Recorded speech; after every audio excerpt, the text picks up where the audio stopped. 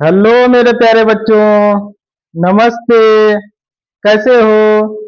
हम आपके लिए लेकर आ गए विज्ञान का बहुत ही महत्वपूर्ण टॉपिक, जिसमें हम पढ़ने वाले हैं गति के समीकरण। गति के समीकरण कितने होते हैं? ये 3 प्रकार के होते हैं। उसके बाद हम पढ़ने वाले हैं, इसमें एक हम परिभाषा पढ़ने वाले हैं जो इस चैप्टर में छूट गई थी।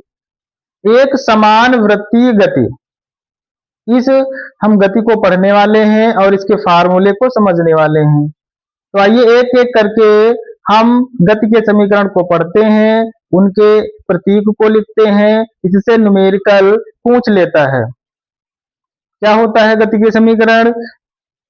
गति के समीकरण, गति के गति के समीकरण, equation of motion, equation of motion, गति के समीकरण कितने होते हैं? ये 3 प्रकार के होते हैं। 3 समीकरण हमको पढ़ने हैं। 3 प्रकार होते हैं। कौन कौन से? पहली समीकरण आपको याद रखनी है, v बराबर में, पहली समीकरण v बराबर में u प्लस में at। दूसरी समीकरण आपको पढ़नी है, दूसरी समीकरण क्या होती है? s बराबर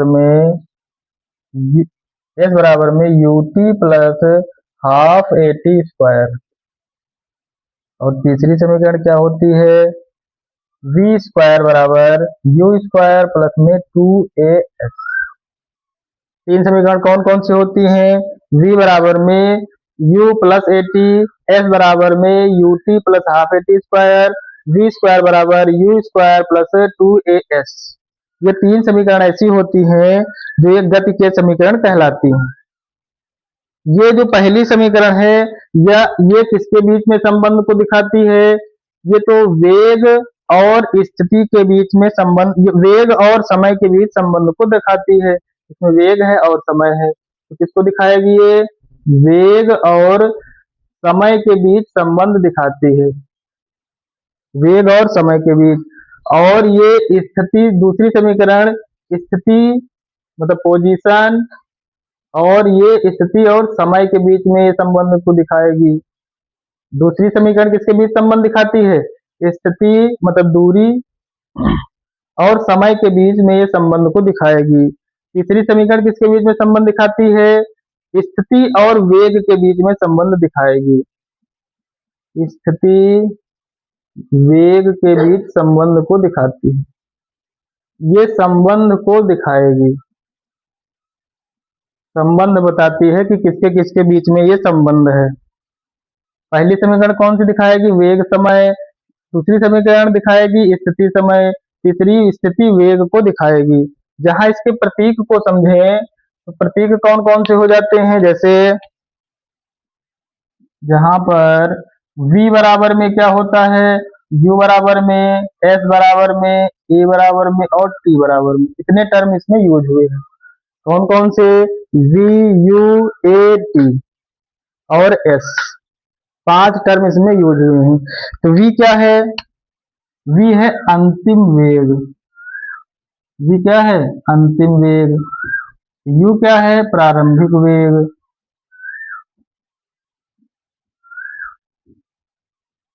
s क्या है? दूरी, या हम कहते हैं विस्थापन है। a क्या है? त्वरण। और t है समय। t को दिखाएगी समय। ये सारे टर्म आपको याद रखने हैं, और इसमें से कोई एक टर्म नहीं दिया होगा और बाकी टर्म दिए होंगे, इसको निकालना रहेगा। ये सारे समीकरण आपको याद रखने हैं। और कौन किसकी स्थिति को किसके बीच में संबंध दिखाती है, उसको भी आपको याद रखना है। इसके बाद हम पढ़ने वाले हैं एक समान वृत्तीय गति। एक समान वृत्तीय गति,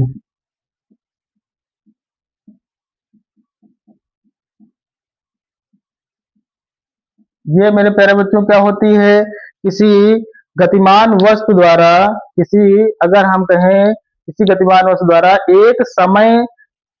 एक निश्चित चाल से, अगर हम कहें किसी वृत्तीय पथ पर जो गति होती है उसको हम कहते हैं एक समान वृत्तीय गति। एक समान चाल से किसी निश्चित वृत्तीय पथ पर गति को हम क्या कहते हैं,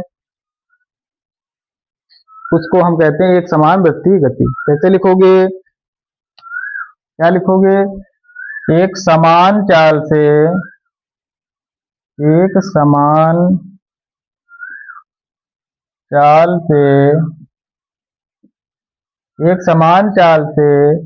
किसी वृत्तीय पथ पर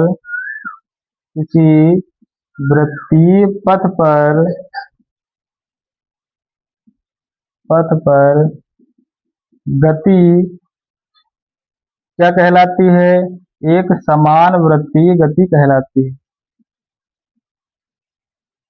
वृत्तीय गति कहलाती है।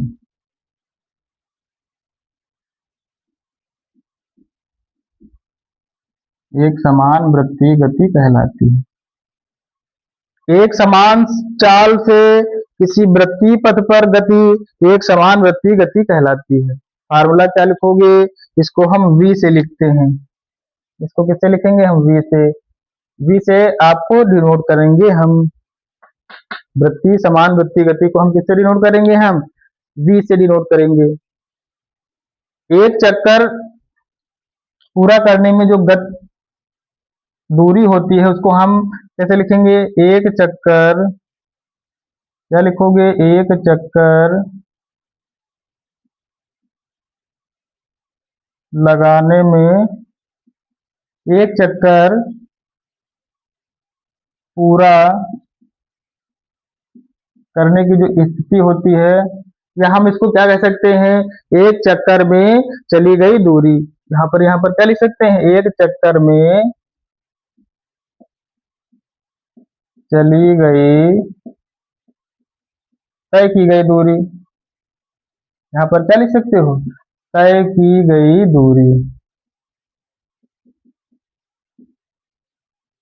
दूरी बटे एक चक्कर लगाने में लगा समय।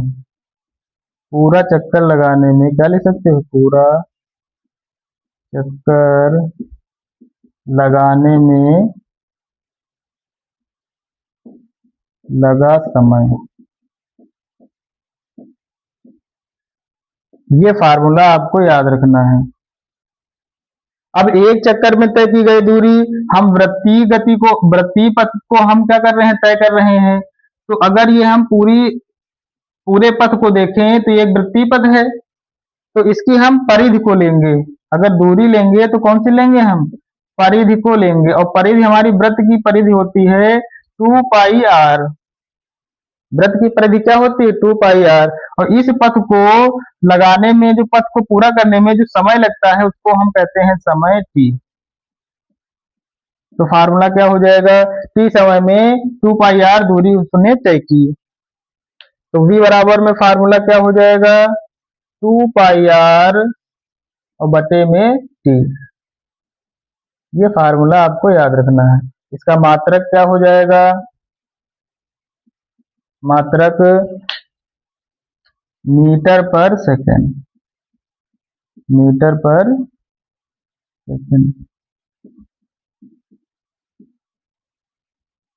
इसका मात्रक भी याद रखिएगा।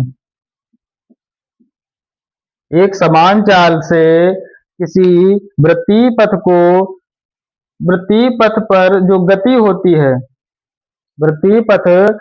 गति होती है, उसको हम बोलते हैं एक समान वृत्तीय गति। वो एक पूरा चक्कर लगाएगी, वो परिधि को चक्कर लगा रही है। अगर पूरी पथ की दूरी देखें तो कितनी हो जाएगी, 2 पाई r। और उसमें लगा समय, वो जो अनुपात होता है वो एक समान वृत्तीय गति कहलाती है। मात्रक याद रखिएगा, मीटर पर सेकंड। उम्मीद है ये टॉपिक आपको समझ में आ गया होगा मेरे प्यारे बच्चों। गति के समीकरण 3 होते हैं, ये याद रखना है आपको, और इसकी एक परिभाषा याद रखनी है। इसको आप स्क्रीनशॉट ले लीजिए। बहुत बहुत धन्यवाद। जय हिंद, जय भारत, नमस्ते।